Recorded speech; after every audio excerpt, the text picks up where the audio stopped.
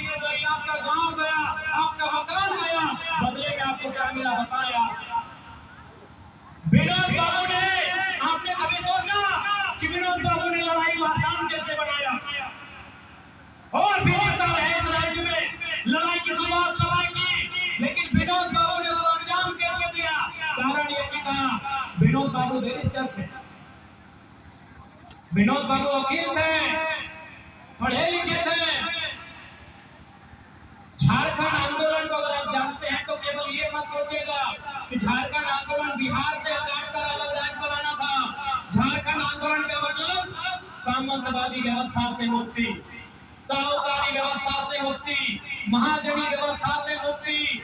ये जो कंपनियों का उस समय जुल्म सितम था, आज भी है, उन व्यवस्थाओं से मुक्ति। झारखंड आंदोलन कई महीनों में एक बहुत बड़ा आंदोलन था, एक सामाजिक न्याय का आंदोलन था, एक आम शोषित वंचित की मुक्ति का आंदोलन था।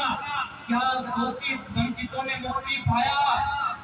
क्या यहाँ के दलित बच्चों ने, क्या इस राज्य के शोषितों ने, वंचितों ने मुक्ति पाया?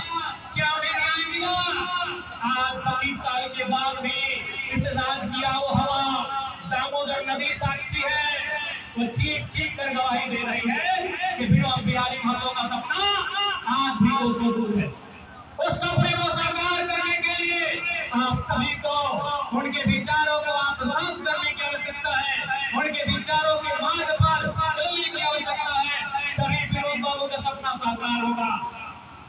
इसलिए अगर सच्चे अर्थों में विनोद बिहारी महतो को श्रद्धांजलि, पुष्पांजलि देना चाहते हैं, उनको पढ़िए। डॉक्टर अंबेडकर भी वही कहते थे कि हमें मूर्तियों में कहाँ ढूंढ रहे हो, हम किताबों में हैं, हम विचारों में हैं।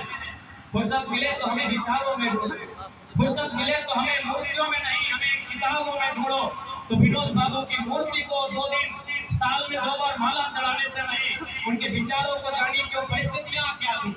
विनोद बिहारी महतो ने किन विकट परिस्थितियों में अपनी शिक्षा को प्राप्त किया था, किन विकट परिस्थितियों में वो गाँव-गाँव जाते थे, लोगों के बीच मीटिंग करते थे। उस समय रात्रि पाठशाला होती थी, क्योंकि विनोद बाबू को मानने वाले सभी कामगार लोग थे। झारखंड कामगार लोगों का है, किसान रहे, मजदूर रहे, कामगार रहे, आदिवासी रहे, कामगार लोगों का झारखंड था।